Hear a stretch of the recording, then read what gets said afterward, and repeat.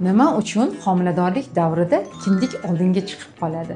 Menimcha bu hammalarni qiziqtiradigan savol bo'lsa kerak-a? Homiladorlik davrida tanangizdagi har bir mayda o'zgarish bu aynan homilangiz va kelajakda farzandingiz uchun qilinayotgan tayyorgarlik jarayonidir aslida. Shulardan tashqi ko'rinishlardan eng sezilarli belgilardan biri bu kindikning oldinga chiqib qolishidir. Kelinglar bugun ushbu holatni sabablari haqida gaplashamiz. Eng birinchi sababi bachadon har oy kattalashib, qoringa bosim o'tkaza boshlaydi. Ikkinchidan, teri va mushaklar cho'zilganda kindik asta-sekin tashqariga chiqadi.